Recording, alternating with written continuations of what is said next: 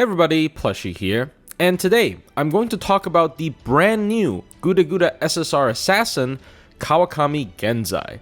Once again, this is going to be a hot take video where I did not test her out extensively before making the video because of time pressure, real life, and also they're going to release a second SSR next Wednesday, which is really soon. When this video is uploaded, it's probably this Wednesday, so a couple of days later. Hopefully this at least fits the hot take series name better, because it quite literally is a hot take without me overly, testing a character out. But still, hope you enjoy, and without further ado, let's get into today's hot take video on Kawakami Gensai. Taking a look at her base stats, her attack stat is slightly above average out of all SSR assassins. She's a very offense-based character. Her base gain is 0.6% per hit on 1 4-hit quick card, 2 4-hit arts cards, 2 4-hit buster cards, and a 5-hit extra attack. So her gains on her arts cards is really good. 2.4% base gain on an arts card is usually reserved for characters with only 1 arts card, but she has 2 of them, meaning that she's gonna have an easy time getting her MP back as long as she hits a crit with her arts card. On the flip side, her quick cards gains are not that great because it is the exact same hit count as her arts card, but it has way less gain because it's quick, but it's fine. She only has 1 of them. She's mostly gonna be focusing on her arts cards and buster cards anyways, so yeah, I think her base gains are really good. Her alignment is Chaotic Evil, and her attribute is Man. The Man actually is slightly important. We'll get into that later when going through her skill set and MP. And Chaotic Evil allows her to have synergy with Dolman, even though I don't think they pair together very well at all. And also, this allows her to take advantage of the Evil trait 20% bomb boost CE with Olga on it. Taking a look at her basic traits, she is costume owning, meaning she can also take advantage of the Miss Crane 20% bomb boost CE. She's Hominidae, Humanoid, Servant, Seven-Eyed Servant, weak to Enigma Elish. So nothing special here other than costume owning, which is pretty cool. Again, she can utilize 2 of the 20% bomb boost CEs, so not a lot, but I would say decent enough, especially with the upcoming Grand Assassin raids. If you like her a lot, you can farm a lot of bond with her. Taking a look at her first skill, she has a 30% Buster and Arts double buff, as well as a 50% anti-man power mod, all for 3 turns on a 6-turn cooldown. So this is a pretty standard power mod skill, where if you remove the power mod, it's kind of mid. It's nice to have a little bit of arts buff though, considering her base gains on arts is already good, and having this extra little bit of gain boost means that she can spam her MP even easier. The 50% anti-man power mod is just a standard size power mod. Most of them have been 50%. The nice part about this is, of course, she is Buster, so she can double stack this with Koyan Light. And Koyan Light also has anti-man power mod, so she can double down on, hitting man attribute enemies. So considering she's Buster, it's quite nice. And when double stacked, of course, she can have a total of 100% from this skill and then another 100% from double Koyan Light, which is really strong. So yeah, pretty lame skill if it's not hitting man, pretty good skill if it's hitting man. Her second skill is the bread and butter of the character. It is a 1-turn 500% star absorb up, a 1-turn 50% crit up. It also gives her a 1-turn special status called Sword Sheathing Stance, and finally it is also a 10 star bomb, but this skill is only on a 2-turn cooldown. So in a vacuum, even if we ignore the Sword Sheathing Stance, it's pretty strong. She basically has 50% uptime with this effect, and this effect is a all-in-one crit skill. It gives you the stars, it gives you the absorb up to guarantee the star goes to her, and it gives a hefty 50% crit up. So she is a very powerful crit servant just because of this skill. The special Sword Sheathing Stance allows her to gain 30% attack up before she uses her MP for a single turn. So in a sense, you can treat this as a 30% attack up, it just has to accompany her MP. So as a whole, this is a very powerful damage steroid on an extremely short cooldown.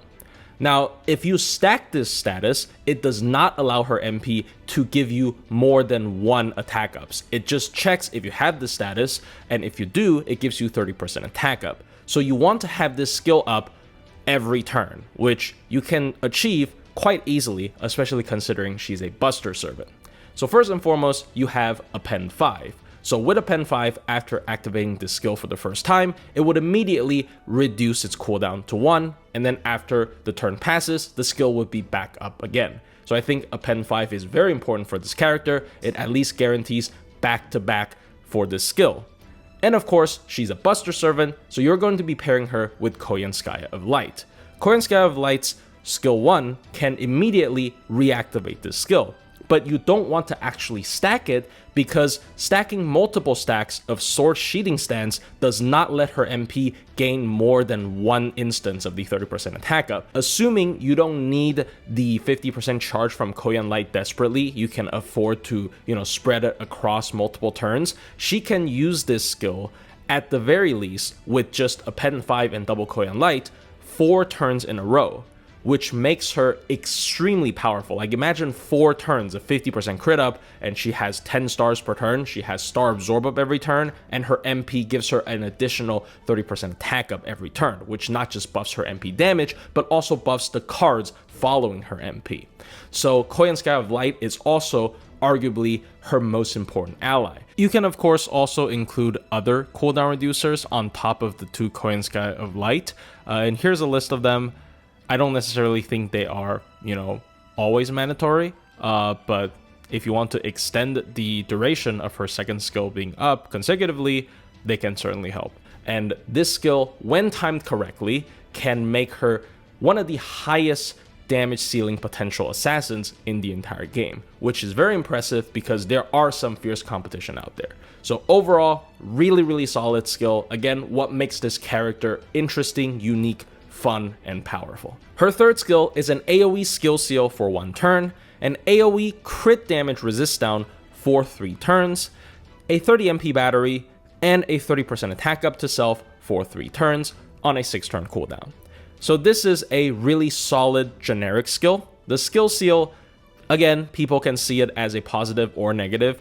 I would actually tend to think it's quite negative for this character because she is very frail, but still, being able to block off potentially annoying enemy skills is really nice. The crit resist down functions the exact same as Lilith, so this acts as a crit buff, but as a debuff.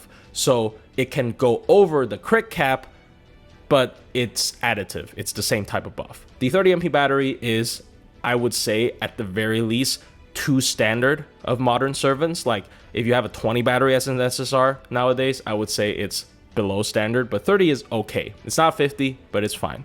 And finally, another 3-turn 30% attack up is really good. So when you combine all of the offensive effects in her kit, it's 30% Buster and Arts up, 50% anti-manpower mod, 60% attack up total with this skill and her second skill active, and if she uses her MP, 80% crit up with the second skill combined with the third skill. So that's a hell of a lot of offensive buffs just in one kit. Her passives are pretty underwhelming. She has Independent Action B, which is a 8% extra crit up passively, which is okay. And she has Magic Resistance C, which is 15% debuff resistance. It's nice, but it's only rank C, and it's just a cute little bonus, I guess. So overall, her passives are really unimpressive. And finally, her MP is a single target Buster MP with 8 hits that first checks if she has the Sword Sheathing Stance up, and if she does, it gives her 30% attack up before damage, which already talked about before. It gives her 1 turn of Invul Pierce and Ignore Defense, and it also has a flat 150% super effective against divine enemies. And finally, the overcharge of the MP is a 1-turn MP damage up before damage that scales from 10% all the way up to 30%. So the attack up we already talked about with her second skill. It is really strong. It bolsters her MP damage a decent bit. The Invul Pierce and Ignore Defense combo is also really good because she is a hyper offensive DPS, and this basically guarantees her damage landing on the enemies. It can bypass 2 of the most common defensive buffs even if they're not removable. And this, of course, extends to her face cards, so this is not just, attached to her MP. This allows her entire Brave Chain to hit the enemy. And of course, it has a super effective against Divine, another pretty common super effective. She has anti-man and anti-divine now, and she can actually hit double trait. This is a list provided by appmedia that has all the divine man attribute servants, and there's a surprising amount of rider servants here. So it's quite nice that she's an assassin that specifically countered these two traits, but even if she just hits one, it's pretty good. And also, a lot of divine servants are sky attribute, and she's man attribute, so she has the hidden 1.1 times multiplier on the attribute triangle advantage. That's quite nice as well. And finally, the overcharge is yet another very disappointing MP damage up that starts for 10% to 30%. That only lasts one turn, but I guess it's understandable because she already has the sword sheathing stance 30% attack up. If this was any better, her MP damage would be really good. Maybe they want to sort of nerf her a little bit. But overall, super powerful MP. Has a super effective, it pierces both defensive buffs, and it gives her a lot of card damage and MP damage, with the attack up. As a farmer, Gensai is unfortunately not very special outside of her anti-traits. She's a single target assassin with 2 anti-traits and just a 30 MP battery, who also has 0 party utility. Fortunately, most of her other competition also fall into this camp with 30 MP battery, single target, no party utility, and some of them have anti-traits. But unfortunate for her, Kama exists. So, taking a look at her raw MP damage on the damage sheet, if we ignore Kama, she is the highest single target assassin on the list. This damage is of course assuming she has her second skill's sword sheathing stance active.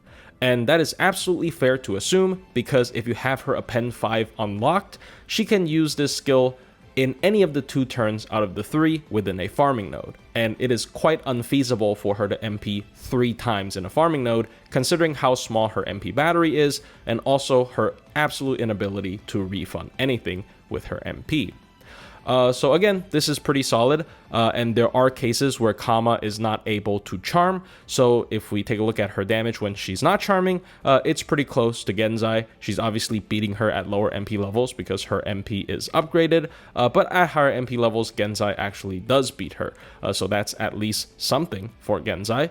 And of course, if you take a look at other competitions like King Hassan and the post-buff Jack the Ripper, both also servants with 30 MP battery, and a single target MP, their damage does lose to Gensai pretty decisively.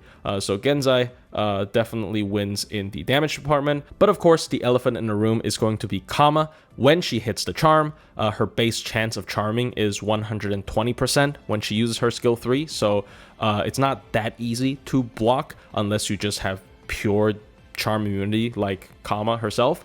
And at MP 1, her damage is already almost as high as Gensai's traitless damage at MP 5. So obviously that's not looking great, and Gensai very much needs to rely on her own anti-traits. So taking a look at her anti-trait damage, when she's hitting anti-man, the damage is already pretty solid. At lower MP levels, it's still not as good as Kama, but starting at MP 3, 4, and 5, it is basically the exact same damage as Kama when she's able to hit that charm. And when she's hitting Divine in particular, she actually does outdamage Kama at higher MP levels, which is really nice. And of course, again, she has the ability to hit both Divine and Man attribute servants. I'm going to once again bring up this very helpful chart from appmedia that shows all of the Divine Man trait servants. A lot of them are riders once again, so against these particular targets, she's also going to do better than Kama. So she does have her niche over Kama in certain circumstances, but it's still few and far between. Kama also has a bigger battery. She has very tiny bit of refund, but that could potentially make the difference if you're trying to MP with her twice. And of course, she even has the ability to use her overcharge on someone else because her own overcharge kind of sucked. So even though she's sacrificing a teeny tiny bit of quick up, she can potentially give the party a little bit of utility, unlike Gensai. So I would say overall, in terms of farming, Gensai is still nothing close to Kama. Only under very certain circumstances she has the advantage. If you take a look at a character that is more similar to her in power level, such as Jack the Ripper, who has a 50% PMOD against female, when she's hitting female, she's still losing to Gensai when she's hitting either of the traits. So Gensai's damage is still very, solid. One more thing about her farming is she is potentially very good in the upcoming Grand Assassin raid, because some of the most look forward to candidates like King Hassan is man, and Tezcatlipoca is divine. And if you want to bet on Gensai actually being the Grand Assassin, she's also man. So it's quite easy for her to hit her anti-traits. And if you can only bring assassins, of course, the most well-known assassin support is going to be Koyanskaya of Light. And her being Buster also is a great advantage for Gensai. So for Grand Assassin particularly, Gensai can also outperform Kama. But just remember, outside of that, I would say Kama is just the clear winner still. As a challenge quest unit, Gensai is an absolute glass cannon. When we take a look at her entire skill set, she has 0 survivability built into her kit. In fact, the skill seal on her skill 3 might actually make her take even more hits. The other thing is that, as we talk about her skill 2, Gensai heavily relies on Koyanskaya of Light to keep her damage up. So your team is mostly going to consist of 2 Koyanskaya of Lights as well. So it's even more glass cannon. She's a very min-turn coded character, as in she is forced to play very quickly and try to take the enemy out as fast as possible. Again, as I mentioned, her damage potential when you combine her card damage and her MP is extremely high because of that skill 2 being constantly up with the help of a Pen 5 and Koyanskaya of Light, outperforming most other single target assassins. Even someone like Kama, while having high MP damage, doesn't have nearly as much card damage as Gensai. So when combining card damage with the MP damage, Gensai has a lot better chance of outperforming Kama in the damage department. Gensai's MP having the Invul Pierce Ignore Defense combo that extends to her face cards means that she does not need to equip specific CEs, command codes, or include specific supports in order to break through enemies' defenses, and instead can run with the most optimal full-on offensive setup, which is of course very nice. She also has 2 very solid arts cards, meaning that her MP spam is absolutely solid despite not having an MP that can refund at all. Her anti-man combos really well with Koyanskaya of Light's anti-man, and the fact that you can double that up with double Koyan Light means that she is one of the most potent anti-man boss killers in the entire game. Those are also power mods, which extends to her face cards, so her Brave Chain against man attribute bosses are going to be insane. And the Anti-Divine is a really nice bonus that allows her to have even better coverage in terms of her MP damage, and overall just be a super high damaging boss killer.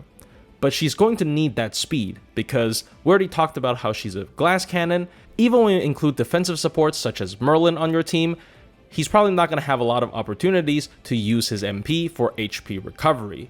Characters like Constantine might be even more awkward because you really want to pick as many Gensai cards as possible instead of picking these supports cards to allow them to spam their MP, because you really want to maximize her damage output within the first 4 to 5 turn period where she has her skill 2 activated every turn. Obviously, Gensai can still function after the first 5 turn period, or if you just don't pair her with Koyan Light, she can use her skill 2 every other turn, and then she can kind of go into a cycle of, resting, gaining MP, and then bursting on the next turn, and then gaining MP, and then bursting on the next turn. This is actually probably the original intent of the character, but if you play her like this, I feel like when you compare her to other single target assassins like Kama, King Hassan, and Jack the Ripper, who has honestly equal or even better amounts of damage output compared to Gensai without the rapid cooldown reduction, and also way better survivability. Obviously, I don't have to talk about Kama and King Hassan. They're both decent solo units, so they have really solid survivability. And even Jack the Ripper, having the 1-turn evade and her potential combo with Summer Tiamat, probably makes her a decent bit more tanky than Gensai. And Gensai, when she doesn't have her sword sheathing stance, her damage output is pretty abysmal. Her MP damage drops down to the lowest out of all SSR assassins, and obviously she doesn't have the guaranteed crits and the 50% crit up. So if the cards don't line up with her MP turns, it's also not going to look pretty at all. So Gensai is very locked into a min-turn playstyle because of all those reasons, at least in my opinion. In my opinion, outside of Koyanskaya of Light, The most important thing to include in Gensai teams are taunt CEs, because taunt CEs is a way to improve Gensai's survivability without having to actually bring a tank unit. Instead, you can just slap it on someone like Koyan Light and have her take a couple of hits after she uses her skills and have her die. And this allows another offensive support to come up to help Gensai spam her MP and deal even more damage. This also means that you reshuffle your deck, so Gensai can potentially draw more than 5 cards across 3 different turns, and Gensai heavily relies on her cards in terms of damage and MP spam. Her arts cards just allows her to use her MP more, and her buster cards allows her to dish out even more damage. Gensai is a character that heavily relies on her MP for her card damage as well, so she kind of wants to do everything together. So her Brave Chains are going to be her greatest weapon. Again, usually I don't like to talk too much about min turning, but I think Gensai is such a great fit for min turns that even when you're not literally doing a min turn, you should probably play her like a min turn unit in order to separate her from the other more well-rounded single target assassins. In conclusion, Gensai is a character that can feel like an absolute top tier when you play your cards right, but if you use her just normally, she's gonna feel a little bit underwhelming. As a farmer, she's simply a single target with self 30 MP charge and no party utility that has 2 pretty solid anti-traits, but unfortunately she exists in the same class as Kama, so outside of Grand Assassin raids, she's probably not gonna be that competitive. As a challenge quest unit, when you pair her with Koyan Sky of Light and activate her skill 2 every single turn, she's gonna have some of the highest damage ceilings out of all assassins in the game. But if you don't really like this hyper-offensive min-turn-esque playstyle, and you still really desperately want a single-target assassin, you should probably just wait for the Grand Assassin Raid rerun banners, because every assassin is going to be rerun during that, and Kama included. And Kama is going to be a way more well-rounded servant that's also going to be better at farming in most cases than Gensai. Gensai is strictly for the people that enjoy this type of playstyle that is hyper offensive and actually scripted in the sense that you have a game plan going into a fight, because I think if you're always going into a boss fight blind, Gensai has a way higher chance of, dying compared to other more well-rounded single target assassin as well. So anyways, hope you guys enjoyed this video. It is not nearly as well researched as my usual hot takes, but I am in a bit of a time crunch and I don't have that much to say about the character. As of now, maybe I'll change my mind, but hope this is at least a little bit entertaining. Thank you guys for watching, and I'll see you guys very soon with the Kondo hot take after he comes out on Wednesday.